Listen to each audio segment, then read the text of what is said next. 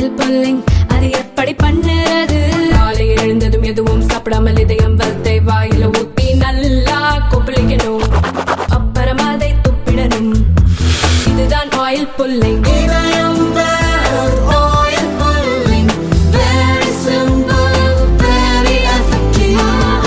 எங்க விருதுநகர் மாவட்ட எம்ஜிஆர் இளைஞரணி செயலாளர் CM ராஜா அவர்களுடைய இல்ல திருமணத்துல கலந்துக்கிறதுக்காக கலந்துகிட்டு நாங்கெல்லாம் திரும்ப மதுரைக்கு செல்கிறோம். வேற எதுவும் கேள்வி இருந்தா நீங்க தான் கேட்கணும். பட்ஜெட் தமிழக அரசுக்கு எந்த விதமான அறிவிப்பும் இல்ல அப்படின்ட்டு. தமிழக அரசுக்கா? தமிழகத்திற்கு எந்த விதமான அறிவிப்பும் இல்ல. பெருசா வெளி மாநிலங்களுக்கு, அதாவது வட மாநிலங்களுக்கு, பீகார் உள்ளிட்ட வட மாநிலங்களுக்கு அதிக அளவிலான அறிவிப்பு இருக்கு. ஆனா தமிழ்நாட்டுக்கு எந்த அறிவிப்பும் இல்லை அப்படின்னு நம்ம தமிழக நிதியமைச்சரும் அதாவது மத்திய அரசு பட்ஜெட் இப்ப இல்ல, நீங்க திமுக அங்க வைத்த மன்மோகன் சிங் தலைமையிலான ஐக்கிய முற்போக்கு கூட்டணி ஆட்சி நடந்துச்சு. 2004 இருந்து 2014 வரைக்கும் நடந்துச்சு. அதுலயே எனக்கு தெரிஞ்ச அளவு ஒரு 2-3 வருடங்கள் தான் தமிழ்நாட்டு பெயரை மென்ஷன் பண்ணிருக்காங்க. எனக்கு தெரிஞ்சு ஒரு 25 கோடி 120 கோடி, கடைசி ஆண்டுல ஒரு 1300 கோடி இது மாதிரி அவங்க நிதிய தமிழ்நாட்டிற்கு தனிப்பட்ட முறையில கொடுத்திருக்காங்க. தமிழ்நாடுங்கிற பெயரை 2004-14 அப்புறம் மத்திய நிதி அமைச்சரா திரு சிதம்பரம் இருந்த பெயர். நீங்க நல்லா பாத்தீங்கன்னா ஒரு 2-3 ஆண்டுகள்ல தான் தமிழ்நாடுங்கிற பெயரே மென்ஷன் ஆயிருக்கு. அதுபோல பொதுவா மத்திய பட்ஜெட்டுங்கிறது எல்லா மாநிலங்களுக்கான நிதி ஒதுக்கீடு தான். இதுல ஒரு மாநிலத்தை புறக்கணிச்சுட்டாங்கன்னு சொல்றது திமுக அந்த 21 ஆட்சிக்கு வந்த பிறகு எப்படி தேர்தல் வாக்குறுதி எல்லாம் செய்யாம செஞ்சுட்டான்னு மக்களை ஏமாத்துற மாதிரி டங்ஸ்டன் திட்டம் வர்றதுக்கு உறுதுணையா இருந்துட்டு அன்றைக்கே நினைச்சிருந்தா அவங்க இந்த திட்டம் கொண்டு வரலாமான்னு கேட்டப்ப அந்த திட்டம் வேணாம்னு சொல்லியிருந்தா முடிஞ்சிருக்கிற விஷயத்த இன்னைக்கு மத்திய அரசாங்கமே மக்கள் அதை விரும்பலன்னு தெரிஞ்சதும் அவங்களே வித்ட்ரா பண்றதும் அந்த பாஜக மாநில தலைவர் அண்ணாமலை அவர்கள் முயற்சியால இது நடந்ததுன்னு எல்லாருக்கும் தெரியும். எல்லாரும் அவர்கிட்ட சொல்லியிருந்தோம். கூட்டணி கட்சிகளை சேர்ந்த தலைவர்கள்லாம் அந்த மக்களுடைய கோரிக்கைகளை சொன்னா அவரே நேரா பார்த்துட்டு அதை மத்திய அரசாங்கத்திட்ட அவர் தான் முழு முயற்சியா நாங்கெல்லாம் சொல்லியிருந்தாலும் அவர் தான் அதை போய் அங்கேயே இருந்து அதை திரும்ப பெறுவதற்கான அனைத்து முயற்சிகள் செய்து பிரதமரும் அந்த துறை அமைச்சரும் அதை செய்தாங்க. அதுல எப்படி போய் இவங்க முந்திக்கிட்டு போய் அங்க சாலை வாங்கிட்டு மாலை வாங்கிட்டு ஒரு முதல்வருக்கு உடைய தகுதிக்கு ஒத்து வராத செயலாம் செய்யறாங்க, கேலி கூத்தா. அது போல சும்மா நானும் இவங்களுடைய ஆட்சி சரியா இல்லாததுனால, இவங்களால சரியான ஆட்சி செய்ய முடியாததுனால இவங்க இந்த 3 ஆண்டுகளாதான் இந்த குரல் தமிழ்நாட்டுல கேக்குது. மத்திய அரசு நிதி ஒதுக்கல, பட்ஜெட்ல தமிழ்நாட்டுக்கு ஒதுக்கல, தமிழ்நாட்டை பென்ஷன் பண்ணலன்னு. இந்த நிதி எல்லாமே எல்லா மாநிலங்களுக்கும் இயற்கையான கொடுக்கப்பட்ட நிதி தான்.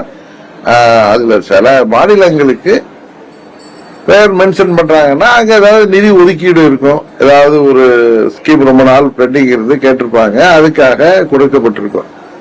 இது முழுக்க முழுக்க திமுக சொல்கிற வடிகட்டிய போய்.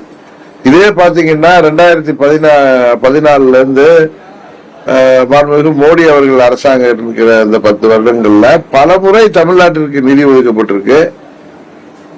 பல முறை தமிழ்நாட்டு பெயர் இவங்க ஆசைப்படுற மாதிரி மென்ஷன் பண்ணப்பட்டிருக்கு. குறிப்பு நான் வச்சு தானே கூட நிக்கிறது நான் பாத்துட்டு வந்தேன். அது இன்னொன்னு அந்த தமிழ்நாடு பெயர் மென்ஷன் பண்ணது நிக்கிறேன். இதுக்காக உட்கார்ந்து குறிப்பு எடுத்த மாதிரி திமுக சைட்ல இருந்து இந்த மாதிரி கோயில் வர்றப்ப 2004 இருந்து 14 2004-5, 2005-6, 2006-7 3 பட்ஜெட்டுகளுமே தமிழ்நாடு பெயரே இல்லை. நான் அதான் சொன்னேன். 2007-8 தமிழ்நாடுங்கிற பெயர் இடம்பெற்று அதுக்கு 54 கோடி நிதி கொடுத்திருக்காங்க. 2009-10 கிடையாது. 2010-11 200 கோடி நிதி அந்த தமிழகம் பெயர் இடம்பெற்று கொடுத்திருக்காங்க. 11-12, 12-13 ஆகிய நிதி நிலை அறிக்கையிலேயே தமிழ்நாடு பெயரை மென்ஷன் பண்ணல. 13-14 7500 கோடி ஒதுக்கியிருக்காங்க. அது தேர்தல் வர்ற ஆண்டுல. அது அப்ப நம்ம தமிழ்நாட்டை சேர்ந்த திரு சிதம்பரம் அவர்களே நிதி அமைச்சராக இருந்தப்ப 10 ஆண்டுல 3 முறைதான் தமிழ்நாட்டு பெயர் மென்ஷன் ஆயிருக்கு. இதை எடுத்து பாருங்க. இது எந்த ஆட்சியிலுமே இப்படி ஒரு மாநிலத்தை எல்லா மாநிலம் இப்ப தமிழ்நாடு மாத்திரம் இல்ல, என்ன 28 மாநிலங்கள் பேர் இல்ல, 26 மாநிலம் பேர் இல்ல. யாரும் இந்த மாதிரி நொண்டி காரணங்கள் குற்றச்சாட்டுகள் சொல்லல. இன்னும் சொல்ல போனா மோடி அவர்கள் ஆட்சிக்கு வந்த பிறகு 14-15 129 கோடி ரூபாய் தமிழ்நாட்டுக்கு நிதி ஒதுக்கிருக்காங்க. 15-16 2000 கோடி, 16-17 அதுக்கப்புறம் 2021 வந்து 1 லட்சம் கோடி நிதி ஒதுக்கியிருக்காங்க 21-22. இப்ப வந்து ஒரு மாநிலத்தில் பெயர் இடம்பெறாதனாலே அந்த மாநிலத்துக்கு நிதி ஒதுக்கப்படலன்னு சொல்றது தவறு. ஒவ்வொரு வருடங்கள் ஒவ்வொரு மாநிலத்திற்கு இது போல இப்ப நம்மளுக்கே போன ஆண்டுல 1 லட்சம் கோடி வந்திருக்கு. கரெக்டா? அதனால இது வந்து இவங்க சொல்ற ஒரு பொய் குற்றச்சாட்டு. இது வந்து தனது தவறை மறைக்கிறதுக்கு இவங்க அடுத்தவங்க மேல குற்றச்சாட்டு. இதை வந்து ஒரு பெரிய குற்றச்சாட்டு இல்ல, மக்களுக்கு புரியும். எல்லா நிதியும் எல்லா மாநிலத்துக்கும் மக்களை போய் சேருது. இந்த நாங்க தேசிய ஜனநாயக கூட்டணியில அங்கம் வகிக்கிறோம். தேசிய ஜனநாயக கூட்டணியில அந்த திமுகங்கிற இந்த தீய சக்தியை புரட்சி தலைவர் சொன்னது போல மக்கள் விரோத ஆட்சியை, ஒரு காட்டாட்சி, சட்டம் ஒழுங்கு சீர்கெட்டு போயிருக்கிற ஆட்சி, மூளை முடுக்கெல்லாம் இங்க வந்து போதை மருந்து பழக்கம், போதை பொருள்கள் நடமாட்டத்தை கட்டுப்படுத்த முடியாத இந்த ஆட்சியை, பெண்களுக்கு பாதுகாப்பு இல்லாத ஆட்சியை, விவசாயிகளுக்கு போராடுற அளவுக்கு அரசு ஊழியர்கள், ஆசிரியர்கள், மருத்துவர்கள் இப்ப கூட டாக்டர் செய்ய ஆரம்பிச்சிட்டாங்க.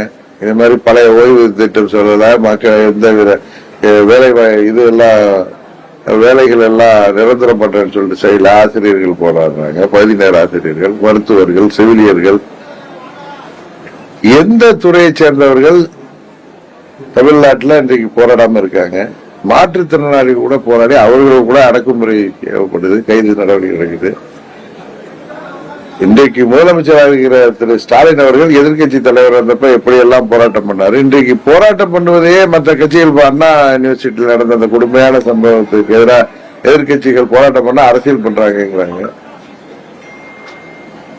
இது இன்றைக்கு தமிழ்நாட்டில் ஒரு கேலி கூத்தான ஆட்சி நடைபெறுகிறது. பழனிசாமி 4 ஆண்டுல செய்த லீலைகள்னால மக்கள் கோபப்பட்டு திமுக திருந்தி இருக்குன்னு ஆட்சியை கொடுத்திருக்காங்க. ஆனா திமுக திருந்தவே மாட்டாங்கிற செயல்பாடு, மக்களை பணம் கொடுத்து விலைக்கு வாங்கி விடலாங்கிற நம்பிக்கையில அவங்க இன்றைக்கு தமிழ்நாட்டில் ஆட்சி செய்யறாங்க. இன்றைக்கு யாருடைய உயிருக்கும் பாதுகாப்பு இல்லை. முதல்வர் குடும்பத்தை தவிர யாருக்குமே பாதுகாப்பு இல்லை. கனிம வள கொள்ளையை தட்டி கேட்கிற அதிகாரிகள், அரசு ஊழியர்கள் மற்றும் அனைத்தையும் காவல்துறையை சேர்ந்தவர்கள்ட்ட செயின் பறிப்பு, இந்த மாதிரி இன்றைக்கு எல்லாமே இதுவரை கேள்விப்படாத அளவுக்கு தமிழ்நாட்டில் சட்டம் ஒழுங்கு கெட்டு கிடக்கு. இளைஞர்களுக்கு வேலை வாய்ப்பை உருவாக்கி தரேன்னாங்க. கூலிப்படைகளை தான் உருவாக்குற அளவுக்கு தமிழ்நாட்டை உருவாக்கி வச்சிருக்காங்க. இதுதான் உண்மை. 5000த்துக்கும் 10,000த்துக்கும் கொள்றதுக்கு இளைஞர்கள் போதை பழக்கத்துக்கு வேலை இல்லாம அடிமையாகி கூலிப்படைகளாக உருவாகி இருக்கிறதா இன்றைக்கு மிச்சம். தேசிய ஜனநாயக கூட்டணிக்கு வந்து ஏடிஎம்கே, டிஎம்கே கொண்டு வருவாங்களா? இல்ல, தேசிய ஜனநாயக கூட்டணி இன்னும் அதுதான் திமுக வீழ்த்தக்கூடிய கூட்டணிங்கிறத எல்லா கட்சிகளும் புரிந்து வர்றாங்க.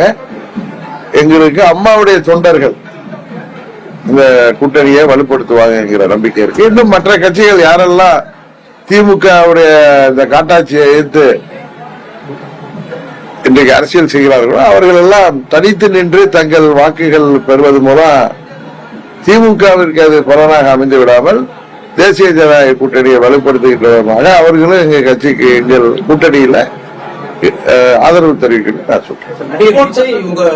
நடிகர் விஜய் வந்து தொடர்ந்து திமுக மீது தான் பெருசா பாஜக ஒருவேளை அவரு கூட்டணிக்கு வருவதற்கான அழைப்பு வருமா? இல்ல அவர் வந்தா இல்ல, அவரு எனக்கு தெரிந்தவரை நான் பாக்குற வரைக்கும் மத்தியில் ஆள்ற கட்சியும் மாநிலத்தில் ஆள்ற கட்சியும் அவர் எதிராக அவருடைய அறிக்கைகள் இருக்கிறதா பாக்குறேன். கூட்டணிக்குங்க திமுகவுக்கு எதிராக இருக்கிற கட்சிகள் தனித்து நின்று அவர்கள் வாக்குகளை வீணடிக்காமல் சிதறடிக்காமல் தேசிய ஜனநாயக கூட்டணி தான் திமுகவுக்கு மாற்று சக்தி அதற்கு ஆதரவளிக்க வேண்டும். நான் பொதுவாக இந்த கட்சி அந்த கட்சி இல்லாம எல்லா கட்சிகளுக்கும் பொதுவாக நான் வந்து வேண்டுகோள் வைக்கிறேன். யூகங்களுக்கெல்லாம் நான் பதில் சொல்ல விரும்பவில்லை. திருப்பரங்குன்றம் பிரச்சனை இல்ல ஏற்கனவே அன்றைக்கு நான் விருதுநகர் வந்த போய் கேட்டாங்க, சொன்னேன் ஏற்கனவே அங்க என்ன நடைமுறை இருந்துச்சோ அது தொடர்ந்து நடைபெறணும். இன்னொன்னு இது சகோதரர்களாக வாழ்கிற அண்ணன் தம்பிகளாக இருக்கிற மாமன் மச்சான் என்று அழைத்துக் கொள்கிற இந்துக்களும் இஸ்லாமியர்களும் எந்தவித பிரச்சனை இல்லாம இருக்கணும். குறிப்பா நான் கேள்விப்பட்ட நேற்று மதுரையில டேவிட் அண்ணாதுரை எல்லாம் சொன்னாரு. அவரு திருப்பரங்குன்ற தொகுதியில அவருடைய வீடே இருக்கு. அவரெல்லாம் சொன்னது அங்க உள்ள கட்சியை சேர்ந்தவங்க சொன்னாங்க, அங்க உள்ள பொதுமக்கள் இந்த பிரச்சனையை நாங்களே சால்வ் பண்ணிக்கிறோம். இந்துக்களும் முஸ்லிம்களை சேர்ந்த முக்கியஸ்தர்கள் அங்க உள்ள மக்கள் சொன்னது நாங்களே சால்வ் பண்ணி வெளியில வந்து தலையிடுறீங்க அப்படின்னு சொன்னதாக சொல்கிறார்கள். ஆனால் அங்கு உள்ள மக்கள் அதை புரிந்து கொண்டு சரிபடுவாங்கிறதா என்னுடைய நம்பிக்கை. குடும்ப அரசியல் பற்றி உங்களுடைய கருத்து? திமுகவுடைய குடும்ப அரசியல்ங்கிறது இன்றைக்கு தமிழ்நாட்டில் சினிமா துறை போன்ற எல்லா துறைகளிலுமே அவர்களுடைய ஆக்டோபஸ் கரங்கள் எல்லா துறைகளையுமே அவர்களை கண்ட்ரோல் பண்ணதுங்கிறது தான் உண்மை. இந்த ஆட்சி முடிவுக்கு வரப்போகுதுங்கிறதும் உண்மை. மக்கள் சட்டத்துக்கு எதிராக வந்து நாடாளுமன்றத்தில் மசோதா தாக்கல் பண்ணிருக்காங்க. எதிர்கட்சிகள் அனைவரும் எல்லாருமே அதுக்கு கண்டனம் தெரிவிக்கிறாங்க. உங்களுடைய கருத்து? அந்த சட்ட வடிவத்தை நான் முழுசா பார்க்கல. இன்னொன்னு பொதுவா மத்திய அரசு எதை சொன்னாலும் அதை எதிர்த்து பேசணுங்கிற அளவுக்கு தான் இன்றைக்கு இந்த இந்தி கூட்டணி கட்சிகள் இருக்கிறதுனால அதை நான் பார்த்துட்டு அதை படிக்கல. பார்த்துட்டு என்னுடைய கருத்தை நான் உங்களுக்கு உறுதியா தெரிவிப்பேன். பாஜக மதவாத கட்சி இந்துக்கள் தத்துவத்தை மீறி முன்னிறுத்தி மத்த கட்சியை குற்றச்சாட்டு சொல்றாங்க. அதை பத்தி என்ன நினைக்கிறீங்கன்னு கேக்குறீங்க. இப்ப திமுக என்ன கட்சி? இல்ல திராவிட முன்னேற்ற கழகம் நீங்க என்ன மதவாத கட்சியா மதவாதத்துக்கு எதிரான கட்சியா? மதவாதத்துக்கு எதிரான கட்சின்னா நம்ம தீபாவளிக்கு முதலமைச்சர் வாழ்த்து சொல்றது இல்லையே, மற்ற பண்டிகைகளுக்கு வாழ்த்து சொல்றாரு. ஓகே, ஏன் தீபாவளிக்கு வாழ்த்து சொல்றது இல்லை? அப்படின்னா இந்துக்களுக்கு எதிரான கட்சியாகத்தானே பார்க்கணும். ஒரு சாராருக்கு எதிராக இருந்தாலே அது மதவாதம் தானே. இப்ப எப்படி பாஜக வந்து இந்துக்கு சார்ந்திருந்து அவங்க மற்ற இஸ்லாமியர்களுக்கும் கிறிஸ்தவர்களுக்கும் எதிரான கட்சின்னு இவங்க பிரச்சாரம் பண்றாங்க, பொய் பிரச்சாரம். உண்மையில அப்படி கிடையாது. பல மாநிலங்கள்ல பாஜக வந்து எல்லா வாக்கையும் பெற்றுதான் அங்க ஆட்சி அமைச்சிருக்காங்க. இன்னும் குறிப்பா சொல்ல போனா குஜராத்ல மோடி அவர்கள் சீஃப் மினிஸ்டர் ஆனதுக்கு அப்புறம் அங்க மத சண்டைகளே கிடையாது. அது கூட எப்படி எல்லாம் அங்க இருக்குன்னு தெரியும். அங்க இஸ்லாமியர்கள் அவருக்கு நிறைய வாக்களிக்கிறாங்க. ஆனா இங்க தமிழ்நாட்டுல திமுக எப்படி இந்த பட்ஜெட்ல தமிழ்நாடு பேரிடம் பண்ணல, தமிழ்நாடு ஒதுக்கிட்டாங்கன்னு ஒரு பொய் பிரச்சாரம் பண்ற மாதிரி அவர்கள் அரசியல் செய்யணுங்கிறதுக்காக, அவர்கள் பெரியாரோட பேரன்கள் மாதிரி காமிக்கிறதுக்காக அவர்கள் வந்து என்ன பண்றாங்க, பிஜேபியை மதவாத கட்சிங்கிறாங்க. என்ன மாதிரி பிரச்சனைகள் பண்ணிருக்காங்க? ஒண்ணும் இல்லையே. நான் வந்து கூட்டணியில் இருக்கேங்கிறத கேட்கல. இந்த 10-11 ஆண்டு ஆகுது மோடி ஆட்சியில என்ன அப்படி ஒரு மதத்திற்கு சார்பா என்ன நடந்துட்டு? ஒண்ணும் நடக்கலையே. வந்து இவங்க வந்து இந்துக்களுக்கு எதிராக செயல்படுறதுனால அது ஒரு மதவாத கட்சின்னு தானே நம்ம எடுத்துக்கணும். திமுக மதவாத கட்சி இல்லைன்னா பிஜேபி மதவாத கட்சி இல்லை. அதான் என்னுடைய கருத்து. 2026 தேர்தலில் புரிஞ்சு வரக்கூடிய இந்த அதிமுக மிகப்பெரிய ஸ்ட்ராங்கா இருக்கு. அம்மாவுடைய தொண்டர்கள் எல்லாரும் பூர்வமான நடவடிக்கை எதுவும் இல்ல. அதுல ஒரு சிலர், பழனிசாமி போன்ற ஒரு சிலர் சுயநலத்தால பதவி வெறியால துரோகம் செய்து விட்டோமே மற்றவர்களுக்குங்கிற பயத்தினால அவர்கள், இன்னும் சொல்ல போனா 4 ஆண்டு ஆட்சியில் அவர்கள் திருவிளையாடல்களுக்காக வழக்குகள் வந்துவிடக்கூடாது. குறிப்பா பழனிசாமி மற்ற அமைச்சர்கள் மேல வந்த மாதிரி தன் மீது வழக்கு வந்துடக்கூடாதுங்கிறதுக்காக ஒரு மறைமுகமாக திமுகவோட ஒரு ஒப்பந்தம் வைத்திருக்கிறார். அதனாலதான் தேர்தல்ல திமுகவுக்கு உதவி செய்கின்ற விதமாக அவர் வந்து தனித்து போட்டியிடுகிறார். அதான் உண்மை. அதனாலதான் அம்மா எல்லாருக்கும் தெரிஞ்ச விஷயம், அம்மாவுடைய தொண்டர்கள் எல்லாம் ஒன்றிணைந்து திமுகவை எதிர்த்து வீழ்த்தலாங்கிறது. ஏன்னா திமுக கூட்டணியோட இருக்கிறப்ப அண்ணா திமுக தனியா என்ன செய்ய முடியும்? இன்னைக்கு பலமாக இருக்கிறது தேசிய ஜனநாயக கூட்டணி. அதனாலதான் நான் சொல்றேன், அம்மாவுடைய தொண்டர்கள் அனைவரும் தேசிய ஜனநாயக கூட்டணிக்கு ஆதரவளிக்க வேண்டும். சார், திமுக அமைச்சர்கள் இருக்கக்கூடிய அமைச்சர்கள் வந்து சொத்து குவிப்பு கண்டனம் பண்ணிருக்காங்க. அதை பத்தி உங்களுடைய கருத்து? அவர்கள் ஒண்ணு எல்லாம் யாரும் ஒண்ணு மகாத்மா காந்தி உத்தவ புத்திரர்கள் எல்லாம் கிடையாதுங்கிறது தெரியுது. திமுக ஆதரவு தெரிவித்துதான் ஈரோடு இடைத்தேர்தலில் எடப்பாடி பழனிசாமி தலைமையிலான அதிமுக வேட்பாளர் இந்த இடைத்தேர்தலில் அவர் நிறுத்தாத காரணம் பயம். 21 தேர்தலில் அவர் சரியா கூட்டணி உங்களுக்கு தெரியும், கூட்டணிகளை அமைக்காததுக்கு காரணம் திமுக ஜெயிச்சா பரவாயில்ல, அவர் அண்டர்ஸ்டாண்டிங் வந்துடுவோம். அதுக்கப்புறம் 24 சட்ட பாராளுமன்ற தேர்தலில் பழனிசாமி தெரியும் 3ஆம் இடத்துக்கு நான் தொகுதி போறோம், இது மத்தியில ஆள்ற பிரைம் மினிஸ்டருக்கான தேர்தல், இதுல மோடி அவர்கள் ஆட்சி வந்துடவிடக் கூடாது அப்படிங்கிற ஒரு காரணத்துக்காக திமுகவுக்கு ஆதரவா வேட்பாளர் நிறுத்தினா திமுக வெற்றி பெறுவதற்கு உதவுவதன் மூலம் அவர் மேல வழக்குகள் வராம இருக்கும் அப்படிங்கிற ஒரு இதுலதான் இரட்டை இலை இன்றைக்கு தவறாக பயன்படுத்தப்படுகிறது. அதனால நான் பல முறை சொல்லிட்டு வர்றேன், அங்கு உள்ள நிர்வாகிகளும் தொண்டர்களும் இன்றைக்கு இரட்டை இலை திமுகவின் வெற்றிக்காக பயன்படுத்தப்படுகிறது. அந்த சுயநல மனிதர்களை நீங்க அடையாளம் காட்டாம அவங்களுக்கு காவடி தூங்குனீங்கன்னா 26 தேர்தலுக்கு பிறகு பழனிசாமி அம்மாவின் இயக்கத்திற்கு மூடு விழா நடத்துவதற்கு தயாராகி வருகிறார்.